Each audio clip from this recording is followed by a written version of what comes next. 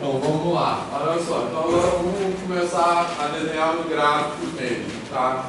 Então para desenhar os gráficos, a coisa fundamental que vocês precisam entender, e que vocês já devem estar falando disso na disciplina de vetores, é sobre qual é o princípio básico da geometria analítica, tá? Ou seja, do plano cartesiano, de você escrever de você escrever uma coisa em coordenadas, beleza, pessoal? Certo? Tranquilo? Então, qual é a ideia básica? Você desenha um sistema de eixos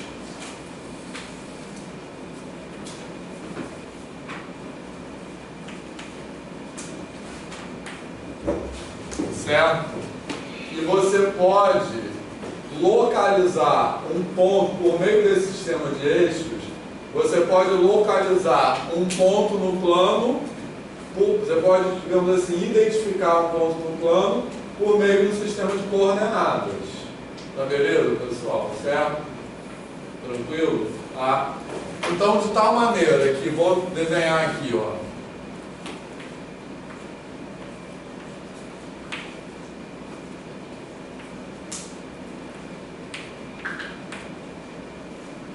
Então, se eu botar, por exemplo, esse ponto aqui, quais são as coordenadas associadas a esse ponto? 3 menos 2, beleza? Tranquilo? Certo? Então, repara só, o princípio básico é o seguinte: não existe outra forma de representar esse ponto por coordenadas. Tranquilo? Beleza? Da mesma forma, se eu escrever assim, por exemplo, menos 1, 2, se eu escrever isso aqui, que ponto é isso? Como é que você localiza esse ponto? Menos 1, a coordenada x, isso aqui está tudo mal feito, mas faz de conta que é um intervalo constante, tá?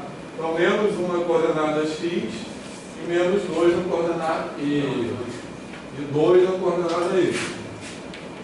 Beleza, pessoal? Certo? Tranquilo? Então, essa é a ideia da geometria analítica, tá? A ideia básica, né? Assim, que você localiza pontos por meio de coordenadas, tá? Tranquilo? De uma maneira que é unívoca. O que quer dizer essa maneira unívoca? Que para cada ponto só pode ser representado por coordenadas de uma forma, tranquilo? E cada par de coordenadas representa um único ponto, tá? Então, unívoco que tem uma relação bijetiva, né? Tem uma relação 1 a 1 entre os pontos e as coordenadas, de tal maneira que quando você fala das coordenadas, você não tem dúvida de que pontos você está falando. Beleza, pessoal? Tá claro isso? Certo? Existem outras formas de localização na vida que também se baseiam nesse princípio básico, que é o princípio básico assim, que é um código que você usa para localizar alguma coisa que não deixa dúvida sobre que coisa está sendo localizada. Por exemplo, quando a gente vai ao cinema, né? Em geral, a gente compra uma cadeira que é representada por uma letra e um número, não é isso? Certo? Então, você compra assim, 3G. Quando você vê lá 3G, você já sabe exatamente qual é a cadeira. Não tem mais de uma cadeira representada com isso, beleza? Certo? Outro exemplo disso é longitude e latitude. Beleza? Que também é um sistema de coordenadas. Certo? Quando você fala lá no GPS, aparece uma posição representada por longitude e latitude, só pode ser uma posição, não tem mais de uma posição. Tá beleza? Certo? Tranquilo? E é por isso que isso aqui chama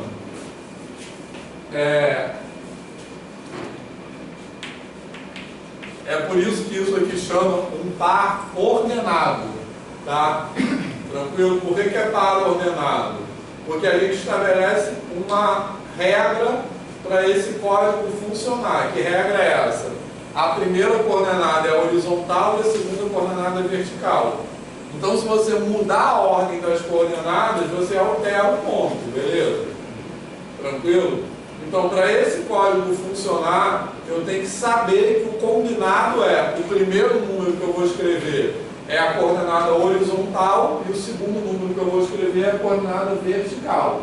Por isso que eu chamo isso de um par ordenado, tá? Porque a ordem importa. Quer dizer, escrever 3 menos 2 não é a mesma coisa que escrever 2 menos 3. Tá beleza? Tranquilo? Certo? Então, isso aqui que é muito importante.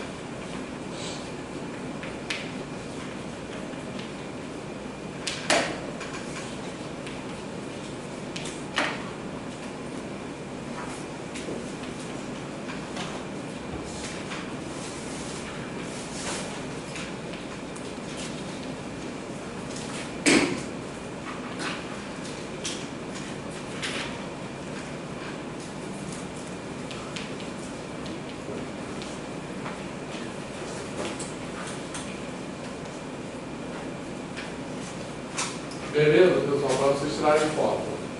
Tá? Então essa é a ideia básica que vocês têm que ter na cabeça. Isso é a lógica do sistema cartesiano. Tá tranquilo? Certo? Beleza? Porque sem ter essa unicidade da representação, a gente não consegue escrever nada. A gente não consegue fazer nada que a gente vai fazer com a geometria analítica. Beleza? Tá tranquilo, pessoal? Certo? Professor, eu fiz um trabalho sobre isso. Eu tenho uma dica do senhor. A professora de matemática lá no Carmelo, ela pediu pra gente fazer aula sobre assuntos da educação, tipo assim, que a gente aprende na educação básica. Aí o assunto que eu dei foi reta numérica e localização dos pares ordenados. E para as crianças tipo assim, não eram crianças, né, era por ensinação, mas era como se estivesse dando aula para crianças, eu decidi fazer essa atividade como mais pontos de localização. Aí eu fiz o quê? Eu desenhei gatos pelo local. Gatos? Gatos mesmo. Tracei as retas, escrevi os nomes, e na explicação eu fui elaborando mais ou menos o que o senhor escreveu. Tipo assim, mas exatamente o que o senhor escreveu. Eu falei que cada gato estava escondido em um certo ponto dos pares do plano cartesiano. E fui localizando. E para a atividade pedagógica eu botei como criação de um gato. A criança, no caso, uma das pessoas da turma, que era voluntária, tinha que criar um gato aleatório em um local aleatório. Legal. E quando ela criou o gato, eu fiz a localização de um plano, de um par ordenado. O senhor acha essa atividade boa para educação básica? Abre aí, por favor. Acho boa, sim, legal. Então, quero explorar esse princípio aí. Você escolheu um gato por quê? Você gosta de gato? Por quê? Eu estava na casa dele e ele tinha muitos gatos. E uma vez eu vi a mãe dele procurando os gatos aleatoriamente. E eu pensei, para a criança entender um animal, um desenho é muito mais fácil. A professora me deu 10, ela gostou muito, ela achou muito interessante. Aí eu fui desenhando os gatos completamente diferentes. E também fiz o quê? Eu fiz os gatos com cores diferentes e expressões diferentes. Porque a gente foi localizando pelo nome e pela expressão que o gato estava fazendo. Tipo assim, gato raivoso, mil. Encontre o gato mil. E eu fui localizando assim, eu utilizei isso para a explicação do conteúdo. Porque essa eu achei mais fácil de elaborar como localização.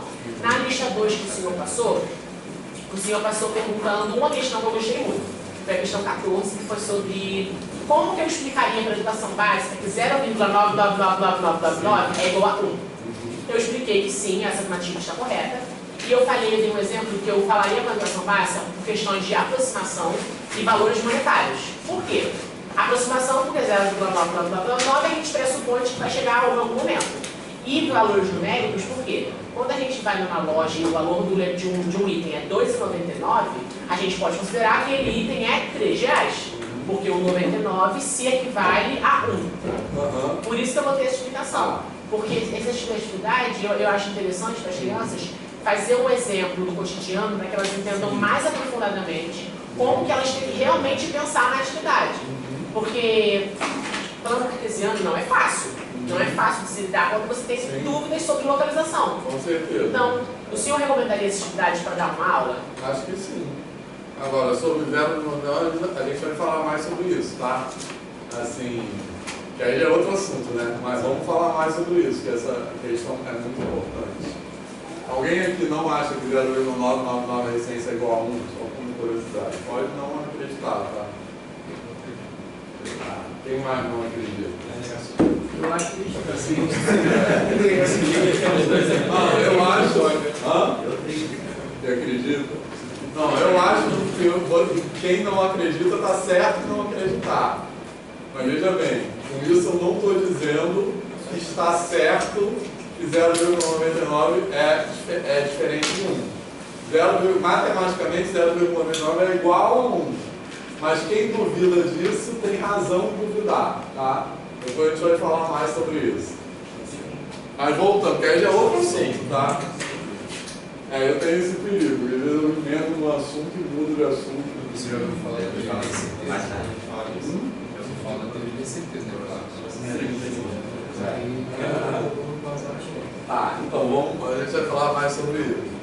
Então, com isso, voltando aqui. Então, o que eu estou dizendo com isso?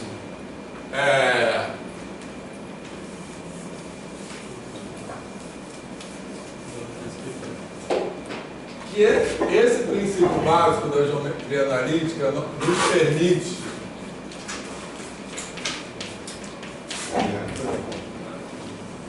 nós identificamos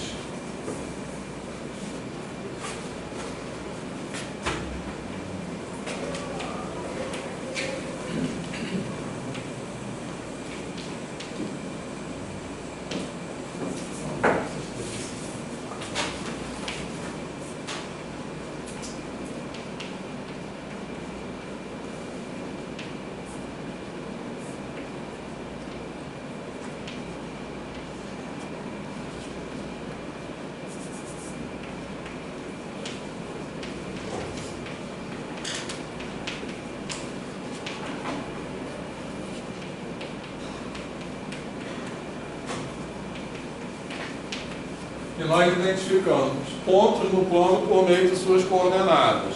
Eu escrevi aqui uma forma resumida de escrever isso aqui, é a mesma coisa, tá? As coordenadas, que a gente chama de coordenadas do ponto, são os pares ordenados que representam os pontos, beleza? Tranquilo? Então eu estou falando que a gente identifica, justamente porque eu estou usando a palavra identifica, porque a gente não tem dúvida sobre que ponto a gente está falando. Tá beleza, pessoal? Identifica por isso, porque cada par ordenado está associado com um ponto e cada ponto está associado com um único par ordenado. Tá de boa isso? Certo? Tranquilo? Alguma dúvida? Tá, aí agora é que vem a consequência disso, que é o seguinte: se nós identificamos os pontos por meio de suas coordenadas, beleza? Que é o princípio básico da geometria analítica, certo? Isso nos permite identificar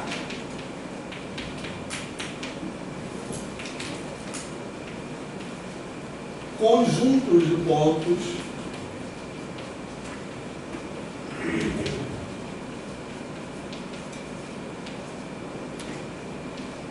por meio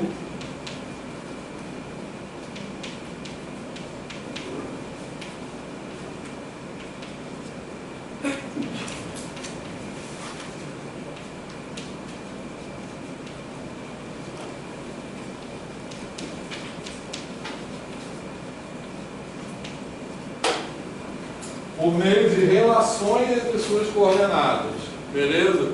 O que eu quero dizer com isso? Essas relações entre suas coordenadas, elas expressam propriedades que os pontos que pertencem àquele conjunto têm em comum, tá? Vou dar alguns exemplos disso, beleza? A gente representou alguns pontos, tá tranquilo? Beleza? Tá? Agora, posso apagar já isso aí? Tá, então tirem foto para poder apagar.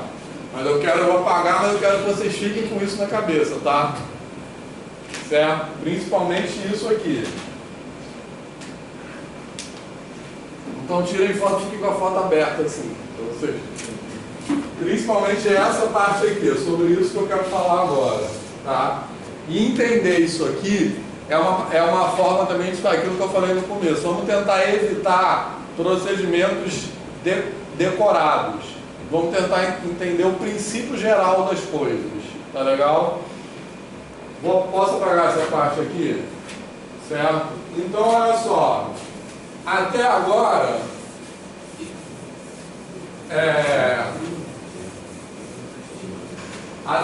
eu estou nessa parte aqui, tá? O ponto 3 menos 2, eu estou naquela parte de cima aqui. Eu estou identificando o ponto por meio das suas coordenadas. Beleza, pessoal? Certo?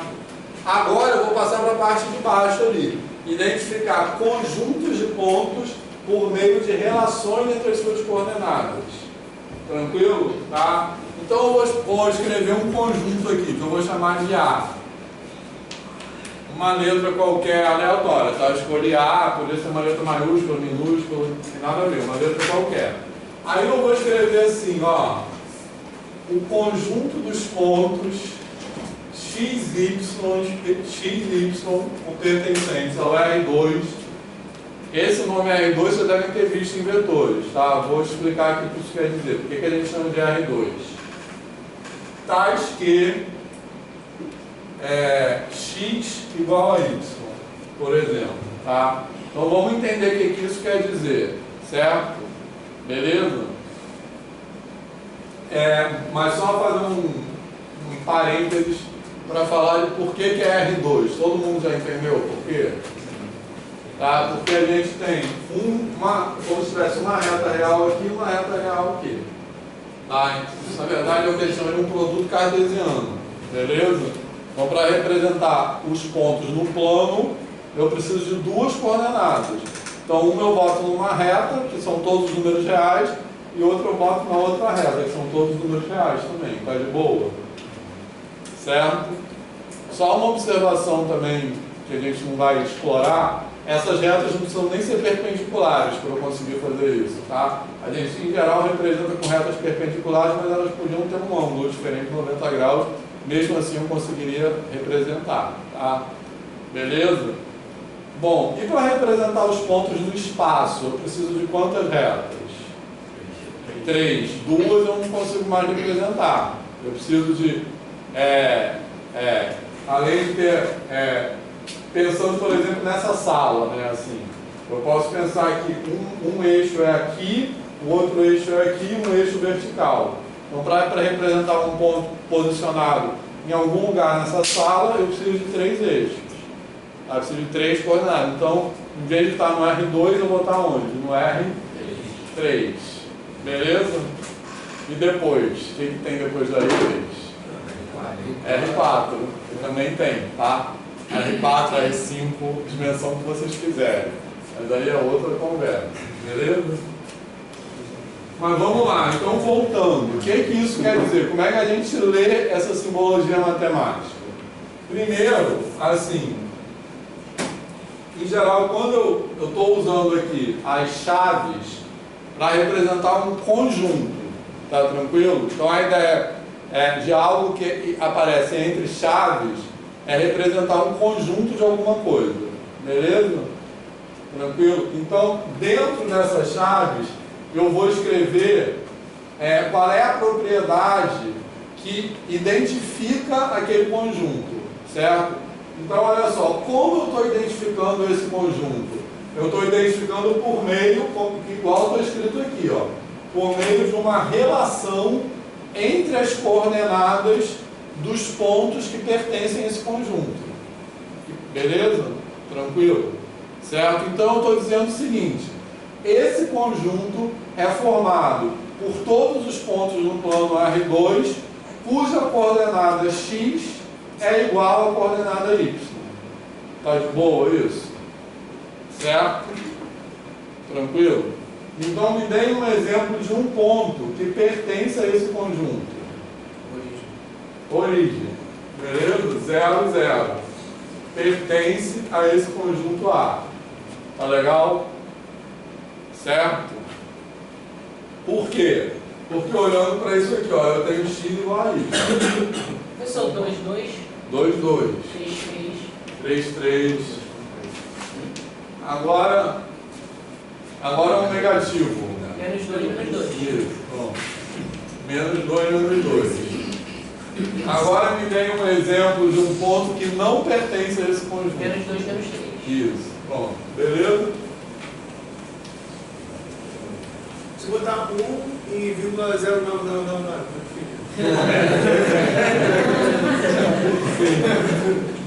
X igual a Y, cara. Entendeu? Mas não vamos falar disso agora. Eu estou falando, não vamos falar disso agora, pelo seguinte motivo. Se eu for começar a falar disso, eu vou ficar falando só disso. Eu não vou conseguir falar disso 2 minutos e voltar, entendeu? Certo? Mas a gente vai falar disso, tá? Podem ficar tranquilos. Beleza, pessoal? Certo? Então, alguma dúvida aqui? E aí, como é que a gente desenha?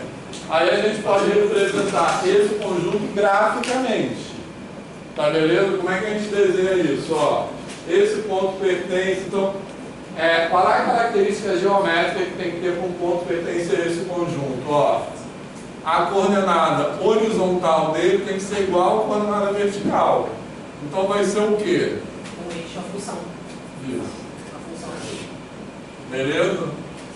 Então esse é o desenho desse conjunto, tá? Tranquilo? Então repara que eu estou usando essa ideia aqui. Identificando isso é a grande coisa que a geometria analítica nos permite fazer. É identificar conjuntos por meio de relações entre as suas coordenadas. Tá? Então repara só, quando eu falo de conjunto, às vezes a gente usa o termo lugar geométrico, que é sinônimo de conjunto no caso. Tá? O que acontece? Todos os pontos pertencentes a esse conjunto satisfazem essa relação. E todos os pontos que satisfazem essa relação pertencem ao conjunto. Não tem ninguém de fora. Tá legal? Certo? Então, vamos fazer alguns outros exemplos.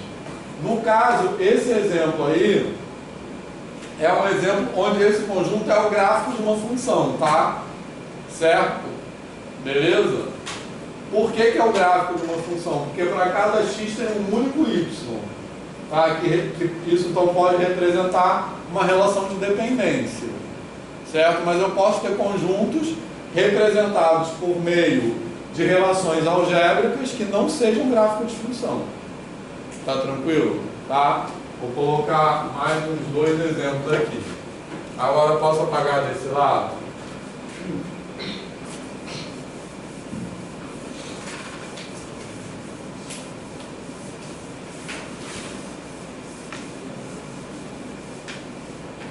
Agora eu vou botar outro conjunto B aqui assim.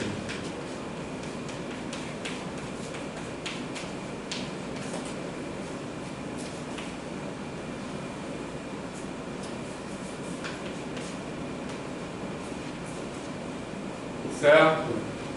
Se eu for representar agora, a relação que eu estou usando não é mais uma igualdade, tá? É uma desigualdade, beleza? Uma inequação, tranquilo? Certo? Então, de novo, vamos dar um exemplo de um ponto que pertence a esse conjunto. Professor, menos 1, 2. Isso. Então, menos 1, 2 pertence a B. Agora, um que não pertence. 2 vezes menos 3. 2 menos 3, desculpa, falei vezes. 2, menos 3, beleza? Tranquilo, pessoal? Tá? E aí, se eu for representar esse conjunto graficamente, como é que eu vou ter que fazer? Como é que eu identifico no plano os pontos que pertencem a esse conjunto? Quem são os pontos que têm y maior do que 0? Todos os Nos x quadrantes são 1 e 2, né? negativos, né, professor? Não, positivo. Ah, Certo? Então, alguém falou quadrante 1 e 2, mas é isso, são os pontos que estão aqui, que tem y, então a coordenada y é aqui. Todo mundo que está acima do eixo x tem y maior do que 0, concorda? Beleza? Certo? Então, eu tenho que representar, eu vou fazer alguma forma de rabiscar isso aqui, para dizer que eu vou colorir, se tivesse no caderno, vocês pintar de alguma forma para dizer que são todos esses pontos aqui. Beleza, pessoal? Tranquilo? Alguma dúvida? Aí, os pontos que estão no eixo X, eles estão nesse conjunto? Todos. Que estão sobre o eixo X. Fala um ponto que está sobre o eixo X. Que está aqui, assim, no eixo X mesmo. Qual é? 1, 0. 1, 0 pertence a esse conjunto? Não. 1, 0 não pertence a esse conjunto. Só se fosse maior ou igual. Isso. Só se fosse maior ou igual. Professor, e menos 1, 0. Também não. Não, Que é só maior que 0. Entendeu? Então, olha só. Primeiro, para ver se um ponto pertence a esse conjunto, você não precisa nem olhar para o x dele. Certo? Basta olhar para o y. Tranquilo? Certo? Y igual a 0 não serve. Tem que ser y maior do que 0. Tranquilo? Aí, em geral, a forma que eu uso... Então, esses pontos aqui não estão incluídos no conjunto, tá? A forma que eu uso para representar isso graficamente, em geral, é pontilhar isso aqui. Então, eu estou apagando aqui para dizer que eu estou desenhando esse eixo pontilhado, beleza? Para dizer que esse eixo não está incluído. Tá de boa isso? Tranquilo? Tá? Aí, aproveitando, porque alguém falou... Fala. Não, acho que eu estou entendendo essa coisa. Ah, que bom. Tá. Então, olha só. Alguém falou aí nos quadrantes, né? Assim, como é que esses eixos, eles dividem o plano cartesiano em 4 quadrantes, tá? Que são esses pedaços aqui, tá? Então, esse que é chamado, às vezes, primeiro quadrante, como é que eu identifico esse primeiro quadrante? Positivo. O x, os pontos que estão aqui, qualquer ponto que tem aqui, tá? Tem x maior do que 0 e y maior do que 0. Beleza? Então, esse é chamado o primeiro quadrante. Tá? Aí, os pontos que tem aqui, porque eles têm o quê? Isso, x menor que 0 e y maior do que 0. Tá? Esse é o chamado segundo quadrante. Agora, esse negócio de primeiro, segundo, terceiro é uma convenção, tá? Poderia ser outra ordem, beleza? E esses que estão aqui, eles têm o quê? X menor do que 0 e y menor do que 0. Então, esse é o terceiro quadrante. E os pontos que estão aqui, finalmente? X maior do que 0 e y menor do que 0, que é o quarto quadrante. Tá beleza? Tranquilo? Tá de boa isso? Tá? Vamos fazer mais um exemplo. Se eu pegar aproveitando esse desenho aqui, ó. Vou pegar agora um conjunto que eu vou chamar de C e eu vou botar assim, ó.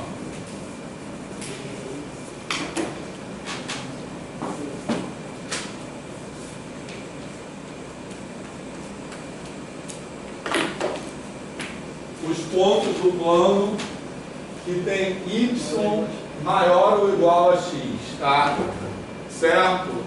Esse que está desenhado aqui, ó, aproveitando esse desenho, é que tem y igual a x, certo? Que tem y maior ou igual a x são quais pontos? Por exemplo, de novo, um exemplo de um ponto que pertence a esse conjunto. Menos 1 aqui. Menos 1. Menos 1 e 1. Menos 2 e 1. Isso, menos 1 e 1 pertence a esse conjunto. Menos 2 e 1 também, beleza? Onde é que está o ponto menos 1 e 1? Menos 1 está aqui e 1 está aqui, beleza? Esse é o ponto, vou apagar isso aqui.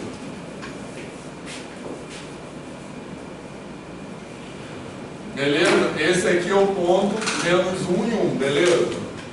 Tranquilo? Agora, se eu mantiver o x menos 1, agora eu quero escolher um valor de y de tal forma que esse ponto não pertença ao conjunto. Que y eu posso botar aí? Menos 2. Beleza? Certo? Então, o menos 2 e 1, menos 1, menos 2, ele está aqui, concorda? Aqui é o menos 2. Tá de boa? Certo? Então, ele está aqui. Certo? Tranquilo? Agora, se eu quiser também manter a coordenada y igual a 1, olhando para esse ponto aqui, e escolher um ponto que não pertence. Tranquilo? Quem pode ser a coordenada x? 2. Beleza? Que está aqui, o ponto 1, 2. É um ponto que está aqui. Tranquilo? Então, vê se dá para ver o seguinte: os pontos que pertencem a esse conjunto são os pontos que estão acima dessa reta. Todo mundo concorda? Certo? Que agora, de novo, se eu pegar um ponto com coordenada 2, pegar um ponto com coordenada 2, coordenada x igual a 2, e eu quero encontrar uma coordenada y que pertença a esse conjunto. Quem pode ser? 3. 3. Ó, 2, 3. Está aqui. Beleza? Mas não necessariamente são dois que estão ali em cima, pode ter mais também. Não pode. Nenhum que está embaixo vai satisfazer isso. Entendeu? Porque olha só. Só é menos 1 e menos 2, por exemplo. Não, peraí, perdão. É menos 2 e menos 1. Tá. Isso. Menos 2 e menos 1. Pertence. Menos 1 é maior. Menos 1 é maior, então. Mas ele está acima dessa reta aqui, ó. Entendeu? Beleza? Não é? Porque olha só, para estar sobre essa reta é o quê? É o menos 2 e menos 2, que é esse ponto. Eu tinha entendido a linha real do x, não, acima dessa reta. Entendeu? Beleza, pessoal? Todo mundo viu isso? Tranquilo? Então, esse conjunto é representado por esse desenho aqui. Eu estou riscando, mas vocês têm que rabiscar de alguma forma. Todo mundo que está acima dessa reta. Tranquilo? Ou seja, para estar acima, os pontos que estão nessa reta, olha só, os pontos que estão em cima dessa reta, eles têm a coordenada horizontal, essa distância aqui, igual à coordenada vertical. Beleza? Ou seja, o y igual a x. Está tranquilo? Também pertence a esse conjunto. Por quê? Porque eu estou colocando maior ou igual. Então, diferente daquele lá, que aquele lá era só maior. Então, quem está nessa reta também pertence a esse conjunto. Tá legal? Mas, então, até falei errado. É acima ou sobre. Professor, não é só acima. Então, 2 de 2 pertence a essa reta? Pertence. Porque ele é igual ao x. Exatamente. Isso. Então, tem que ser maior ou igual. Maior ou igual quer dizer isso. Certo? Agora, quem está acima dessa reta, ele vai ter o quê? Ó, vai ter a altura maior do que essa distância horizontal aqui, concorda? Beleza? Então, por isso que ele pertence. Tá de boa isso, pessoal? Certo? Tá fazendo sentido? Tá? Bom.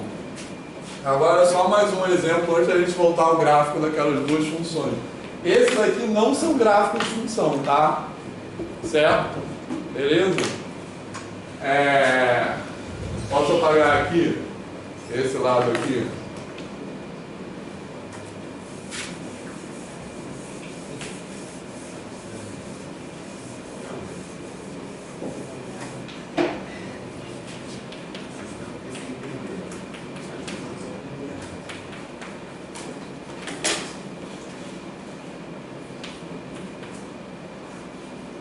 Vou botar mais dois aqui para a gente representar. Olha só, eu estou escrevendo assim como por extenso, digamos assim, como conjunto, mas quando a gente está trabalhando com isso, às vezes a gente escreve só a expressão, tá? Só a equação. Então a gente escreve assim, y igual a 2. Mas y igual a 2 quer dizer isso aqui tudo, o conjunto dos pontos, trará, trará, beleza? Tá? E o outro aqui que eu vou botar, traz que x igual a 1, tá? Então, vamos olhar para esse primeiro aqui. De novo, vamos dar um exemplo de um ponto que pertence e um que não pertence. Então, qual é um exemplo de um que pertence? 2,1. Não, 1,2. Isso, 1,2. Esse aqui pertence. E o que não pertence é 2,3. Isso. 2,3. Não pertence. AD, beleza? Então, como é que a gente representa esse conjunto D? Esse conjunto D vai ser todo ponto. Reparem, o conjunto D não importa o valor de x. A única coisa que determina é que o valor de y tem que ser 2. Então é uma reta assim seguida? Exatamente. Beleza? Então é uma reta horizontal. Certo? Beleza? Esse aqui é o que eu chamei de D. E se esse aqui é uma reta horizontal, esse aqui é uma reta o quê? Vertical. Porque é o quê? X igual a 1. É aqui, ó. Esse aqui é o E. Então, qualquer ponto que está aqui nessa reta vai ter a coordenada x igual a 1, concorda? Por exemplo, esse ponto aqui é quem? 1, 0. Esse ponto aqui é quem? 1, 2. Esse aqui é quem? 1 menos 1. Todos eles têm coordenada x igual a 1. Então é uma reta vertical, que é o conjunto E. Tá de boa isso, pessoal? Certo? Tranquilo? Tá? Então, repara, esse aqui é gráfico de função. No caso, uma função constante. Esse aqui não é gráfico de função de y como função de x. Certo? Por quê? Para ser gráfico de função, para cada valor de x não pode ter mais de um valor de y. Porque senão é como se você tivesse em dois lugares ao mesmo tempo. Entendeu? Beleza? Pensando que uma função tipicamente representa a sua posição em função do tempo, você não pode ter um tempo associado a duas posições, porque não existe isso, beleza? Tá? Certo? Então o gráfico de função ele tem que ter isso, de boa? Física quântica, exatamente. Porque em física quântica o estado não é uma posição, o estado é uma distribuição de probabilidade. Aí é outra viagem, entendeu? Você não tem a posição, você tem a probabilidade do ponto estar naquela posição, da partícula estar naquela posição, tá? Beleza? Então, isso tudo muito que a gente está falando é baseado muito na física clássica mesmo, né?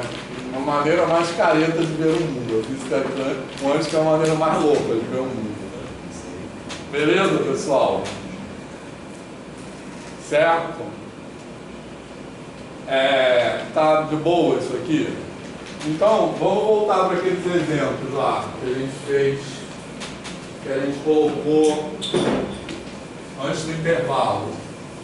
Professor, rapidinho, só uma observação. Se eu fizer interseção entre dois conjuntos, Isso. Evitaria toda aquela área de ficar. Não, a interseção seria só esse ponto, né? A interseção é que está nos dois ao mesmo tempo. Entendeu? Pensei que seria toda essa área aqui. Não, porque a interseção são os pontos que tem que estar Não, dos nos... conjuntos, não das retas. Então, dos conjuntos. Esses pontos. Só.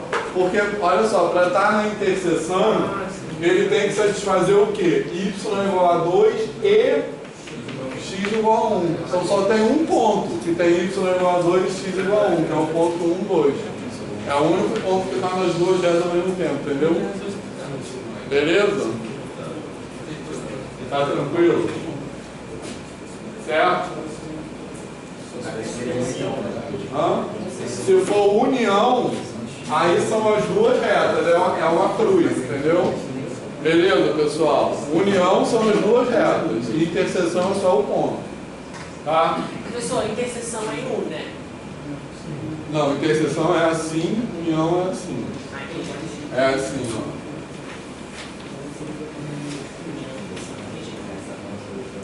União é um mesmo, interseção é um de cabeça para baixo.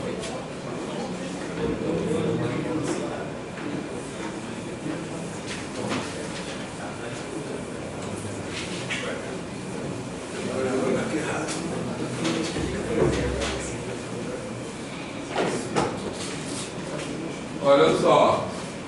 Então vamos desenhar aquele gráfico. Y é igual a 2x mais 1, tá? Certo? Beleza? Todo mundo se ali? Presença? Tá.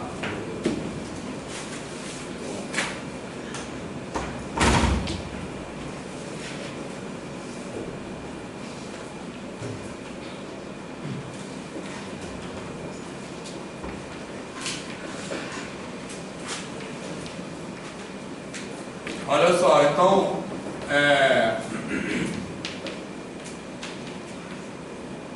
certo? Agora a gente vai desenhar gráfico de função, tranquilo? Certo? Aquele princípio que eu falei, aquele que eu chamei de princípio básico da geometria analítica, que você ali, ó, atrás, que você pode identificar conjuntos do plano por meio de relações entre as coordenadas do ponto, não precisa ser só gráfico de função, tá? Nem todo subconjunto do plano é um gráfico de função, beleza? Como nos exemplos que a gente viu, alguns são gráficos de função e outros não. Tá de boa isso? Então aquilo que eu falei não é só para função, é para qualquer subconjunto do plano, beleza? Agora a gente vai falar especificamente de gráfico de função, tá certo? Justamente para aquilo que você falou, né? O X não pode dar em 2x. Exato, exatamente. Então você pode qualquer. A gente vai depois trabalhar com outros, tipo círculo, não é gráfico de função. Também, tem vários tipos, beleza? Existe função que você Mas a gente vai falar hoje, tá? Certo? Alguém sabe a equação do círculo? Já viu ou não? É x ao quadrado mais y ao quadrado igual a z ao quadrado. Igual a R ao quadrado. Tem uma completa. Não? Tem uma completa. Eu vi isso aí quando eu estava no professor, que ele fez até mestrado aqui com o meio. Quem é? O Thiago Nori, se você conhece. Thiago aqui? Thiago Nori. Ele não é professor da FRJ não, mas ele tem uma mestrado dele com o meio. Aí a gente usou bastante isso para fazer o paradoxo de Bertrand, que é aquele círculo, triângulo do círculo. A gente foi testando a probabilidade. Paradoxo de probabilidade. Aí foi Você testando estudou com ele onde? Você foi aluno dele onde? no SESI, no vídeo da região. Daí era uma extensão que ele até usou no mestrado dele. Ele Legal. fez probabilidade. A gente testou realmente, aí realmente dava que 1 sobre 2 é igual a 1 sobre 3, que é igual a 1 sobre 4 no paradoxo. Legal. Então na probabilidade. Eu acho que eu sei. Thiago de quê? Thiago Nori, Souza Nori. Acho que eu sei quem é esse. É um Joaquim Calvo, maluco. Sei. Qual série foi? Bem fica. Beleza. Olha só. Então vamos desenhar esse gráfico. Tá? É aquilo que eu estava falando. Por que eu sei que esse gráfico é uma reta? Porque sempre, qualquer acréscimo de uma unidade que eu der no x vai corresponder sempre a um acréscimo de 2 unidades no y. Certo? Na verdade, de forma mais geral, o que eu posso perceber? Que em vez de dar um acréscimo de uma unidade, aqui eu posso pensar direto num acréscimo de 2 unidades. Se eu pular, em vez de pular do 0 para o 1, pular do 0 para o 2, por exemplo. Beleza? Esse acréscimo de 2, deixa eu escrever isso mais bonitinho.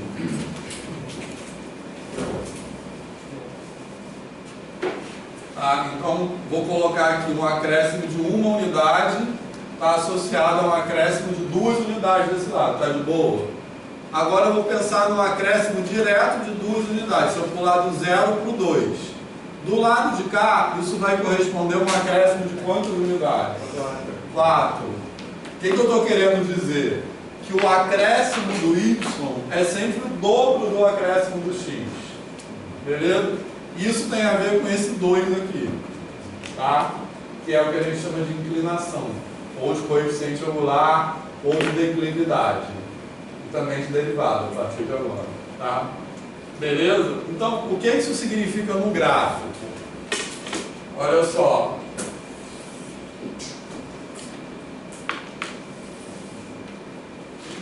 Vou desenhar, então olha só.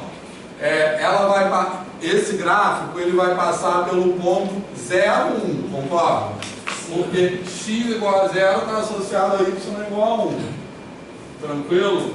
Certo? Agora, quando eu andar uma unidade para cá, certo? Quando eu passar do 0 para o 1, verticalmente ele vai passar do 0 para o 1, ele vai passar o quê? Do 1 para o 3.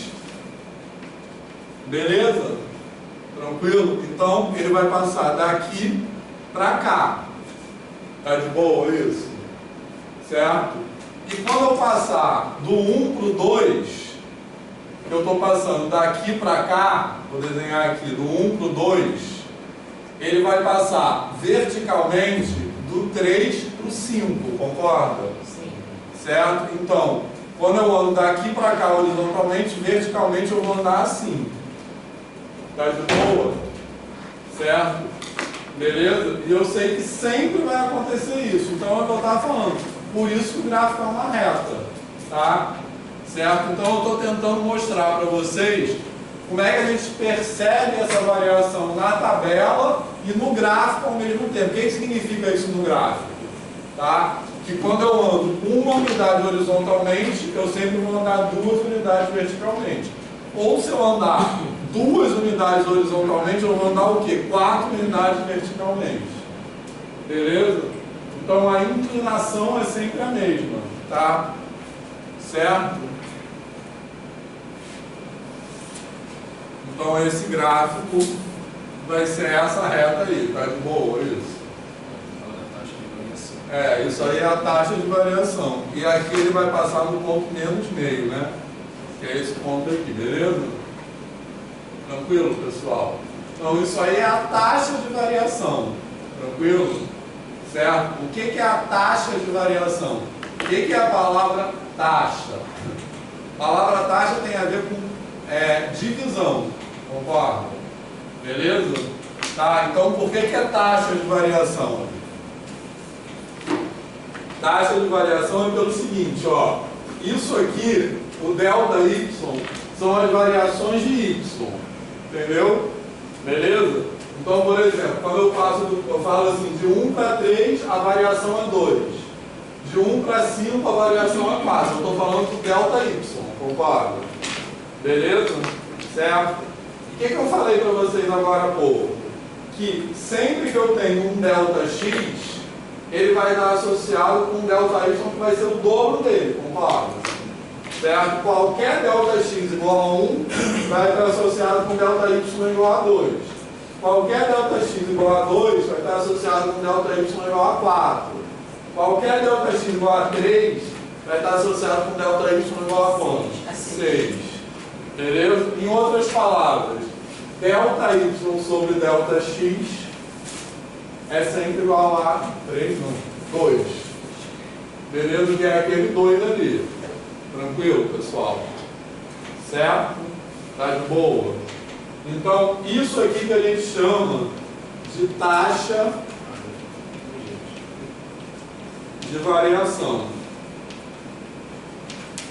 Certo? Taxa de variação porque é a divisão de uma variação pela outra. Tranquilo? Certo? Então a gente não está olhando só.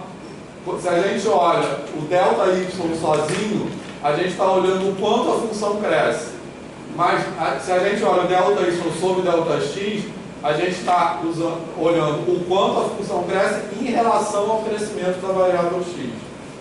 É tipo uma comparação. Eu estou dizendo que y sempre cresce 2 vezes no crescimento de x. Fez sentido isso?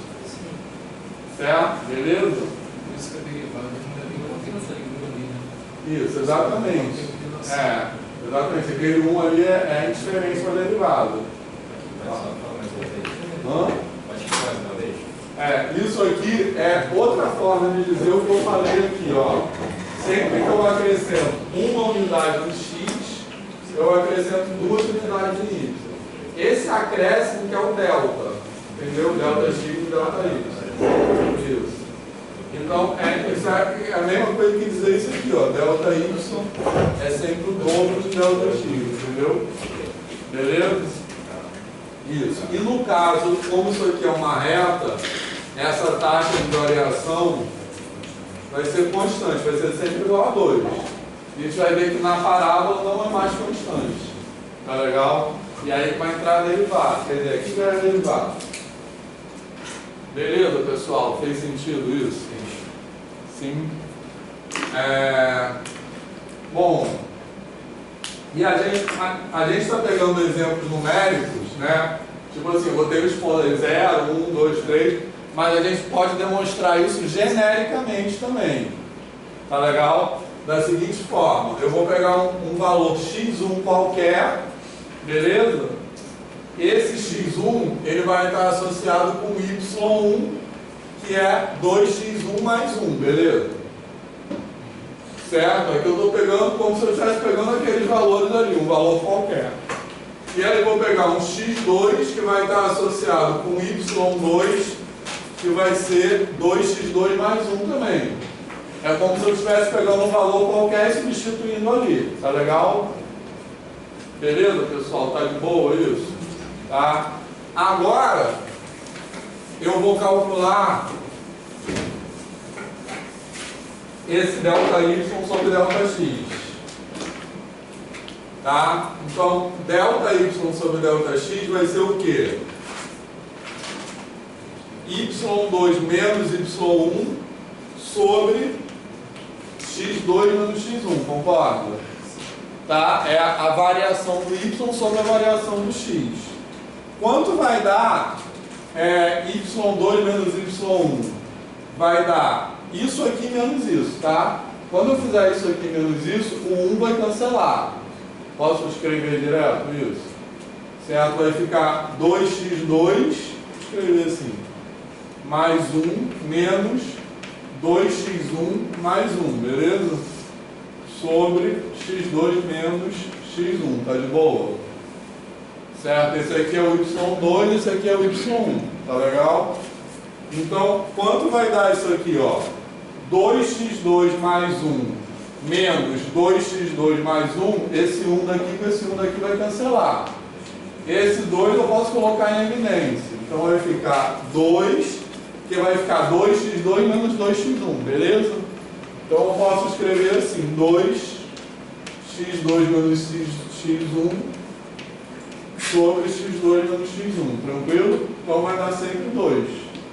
Tá? Eu estou fazendo só essa conta aqui para mostrar que isso não vai acontecer só com aqueles valores que eu botei ali. Vai acontecer com qualquer valor. E é por isso que eu posso garantir que o gráfico é uma reta.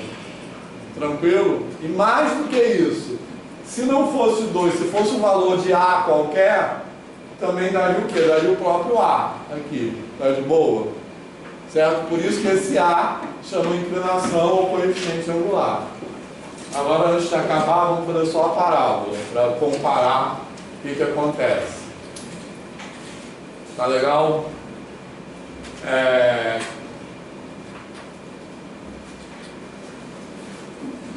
Tira em foto. Eu queria apagar essa parte daqui, tá? Porque eu quero deixar os dois gráficos para comparar. Beleza? Posso apagar essa parte daqui? Calma aí, pessoal. Tá. Eu não estou vendo. Não, tranquilo.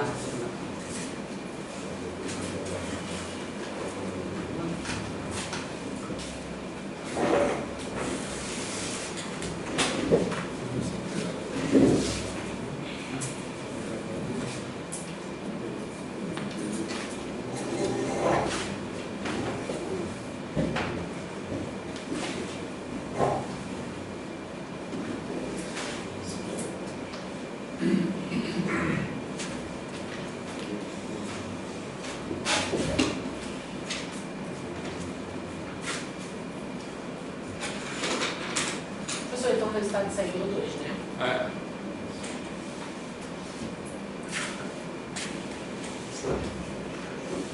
Pode. Pode sim, pessoal, posso copiar. Quem quiser no dia tirar foto, eu posso mandar foto no grupo depois. Tá. Posso apagar aqui? Tá. Então agora vamos olhar a função quadrática, tá? Y igual a x2. Então eu vou ter xy, vou botar aqui 0, 1, 2, 3, 4. Que vai ser 0, 1, 4, 9, 16. Beleza? Então olha só, agora a taxa de variação não é mais constante, tá? Então quando eu passo aqui na variável x, eu estou sempre fazendo variações de uma unidade, tá? Mas essas variações de uma unidade, aqui vai dar uma unidade, aqui vai dar 3 unidades, 5 e 7. Tranquilo? Certo? Aí quando eu for montar o gráfico, o que vai acontecer?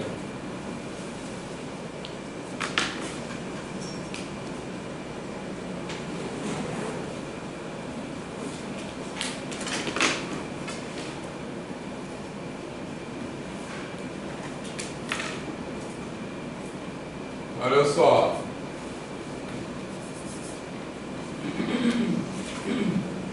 O que vai acontecer? Olha só, vamos lá. A gente vai começar pelo ponto 0, 0, tranquilo? Que é o primeiro ponto aí, beleza? Então, quando eu passo horizontalmente do 0 para o 1, eu dei uma unidade aqui. Quantas unidades eu vou subir? No caso, uma também. Então eu vou chegar no ponto 1, 1. Tá legal? Só que agora, quando eu passar do 1 para o 2, aqui assim, quantas unidades eu vou subir? 3 unidades, concorda? Beleza? Eu vou passar do 2 para o 4, que está aqui.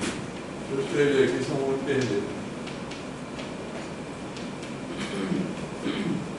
Beleza, pessoal? Tranquilo? Então, repara, a taxa de variação daqui para cá é a inclinação desse segmento de reta aqui. Tranquilo? A taxa de variação daqui para cá é essa inclinação aqui. Tá beleza? Então, o que vai acontecer? Vou fazer logo a do outro. E se a gente passar do 1 para o 3, desculpa, do 2 para o 3, eu vou passar na vertical do 4 para o 9. Então eu vou ter uma inclinação maior ainda. Tá beleza, pessoal? Tranquilo? Certo? Então, comparem esses gráficos. Naquele gráfico ali da função afim, sempre que eu andava uma distância horizontalmente, ele estava associado à mesma distância vertical. Aqui, para a mesma distância horizontal, eu tenho distâncias verticais cada vez maiores. Tranquilo? Então, repara que isso, se eu for desenhar esse gráfico, isso entorta o gráfico para cima. Tá legal? Então, o que acontece? É esse comportamento de variação que faz na parábola uma parábola. Fez sentido? Tá? Então, se a gente for ligar esses pontos, vou ligar com outra cor aqui. a gente vai ter esse negócio que é cada vez mais curvo. Posso desenhar para o lado de cá também, que eu não desenhei, beleza? Tranquilo, pessoal? Certo? Tá de boa isso? Fez sentido? Entenderam melhor as parábolas agora? Olha só.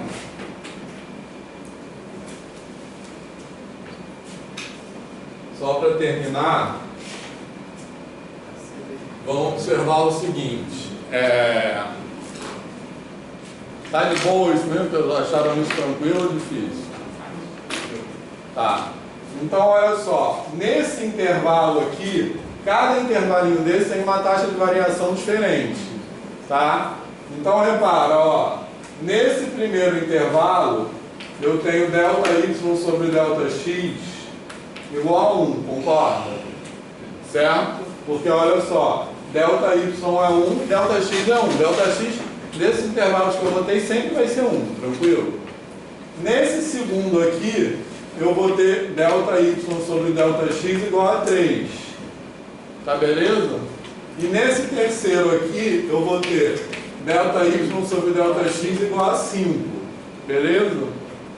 Tranquilo? Então, diferente daquele ali, que eu vou ter uma taxa de variação constante, aqui a taxa de variação não é mais constante. Tá de boa? Certo? Tranquilo, pessoal? Isso. Certo? Bom. Aí, só uma observação para terminar. Tá tudo de boa? Tá fazendo sentido isso? Tá? Isso aí é mais uma coisa que eu acho que poderia ser falado no ensino médio. Não sei o que vocês acham. Porque não é falado, né? No ensino médio fala a equação da função afim é uma reta porque é, e a função quadrática é uma parábola porque é. Eu acho que isso ajudaria a dar sentido às coisas. Tá? Fala, cara. Eu pensei os professores do ensino médio que dão aula, no caso, no professores do fundamental, no caso, né? Isso aí é aula do nono ano, pelo menos eu recebi isso no nono ano, não sei qual ano do ensino médio. Mas eles recebem os alunos que vêm do fundamental 1 que não tem noção básica de quase nada, então é difícil ensinar isso, entendeu? Sim, é complicado falar. Mas eu estou falando se a gente ensinasse diferente desde o começo, entendeu? Sim, eu acho que isso aí seria forte. Mas vocês estão entendendo isso aqui, né? Sim. Tá. Beleza, então agora só para acabar a aula, a última observação é o seguinte. Eu estou fazendo intervalos sempre igual a 1, concorda? Beleza? Mas eu poderia fazer intervalos menores, tranquilo? Tá? Então, por exemplo, em vez de ir do x1 igual a 0, do x igual a 0 para o x igual a 1, eu posso ir do x igual a 0 para o x igual a meio, por exemplo. Tranquilo? Beleza? Então aqui eu teria ΔX igual a meio. Tá? Qual é o ΔY correspondente? Eu vou ter esse x1 igual a 0 está associado a um y1 igual a quanto? 0. E esse x2 igual a meio está associado a um y2 igual a quanto? Quanto é o meio ao quadrado? 1/4. Então aqui eu tenho ΔY igual a 1/4. Tá beleza? Certo? Tranquilo? Posso fazer... Eu estou fazendo um exemplo qualquer, tá? O exemplo que eu estou querendo dizer é o seguinte, que eu posso reduzir esse ΔX. Certo? E aí posso calcular ΔY sobre ΔX 1/4 dividido por 1/2 dá quanto? Dá 1/2. Isso aí. Dá 1/2, mas não importa o resultado dessa conta, tá? O que importa é que eu posso ir pegando intervalos cada vez menores. Tranquilo? Certo? Isso menor do que isso, né? Eu vou pegando menor, e isso que é a derivada. Tranquilo? Quando eu fizer esse ΔX aqui, eu posso fazer esse ΔX tender a 0. O que significa? Rapidinho. O que significa fazer esse ΔX tender a 0? Aí pegando meio, eu posso pegar 1/3, entendeu? Um ΔX cada vez menor, 1/3, 1/4, 1 milésimo, Tranquilo? Então, cada ΔX desse cada vez menor está associado a um ΔY cada vez menor. Tranquilo? Se eu fizer esse ΔX cada vez menor perto de todo ponto, quando eu passar isso ao limite, né, aí a ideia de limite, eu vou ter a inclinação naquele ponto. A inclinação naquele ponto que é a derivada. Tá? Mas a gente vai falar mais disso. Lucas. Por que, por exemplo, a inclinação, quando você começou do 0 para o 1, é muito maior do que quando chega lá em cima? Vai se aproximando de cada vez mais uma reta. Não, então olha só. A inclinação é cada vez maior, tá? Beleza? Porque esse é o crescimento dessa curva, dessa parábola. Eu poderia ter uma inclinação cada vez menor também. Entendeu? Certo? Se eu tiver uma curva, não vai aparecer ali, mas se eu tiver uma curva assim, essa curva tem uma inclinação cada vez menor. Amanhã eu posso explicar isso com mais calma, tá? A inclinação cada vez, quando eu tenho uma curva que tem inclinação cada vez maior, todo mundo está visualizando aqui, beleza? E a inclinação é cada vez maior. Isso entorta a curva para cima. Se eu tenho uma inclinação cada vez menor, isso entorta a curva para baixo. Que é isso que eu estou fazendo aqui, beleza? Tá ligado? Certo? Agora, isso dá a impressão que a curva vai ficar cada vez parecida com uma reta, mas na verdade não vai.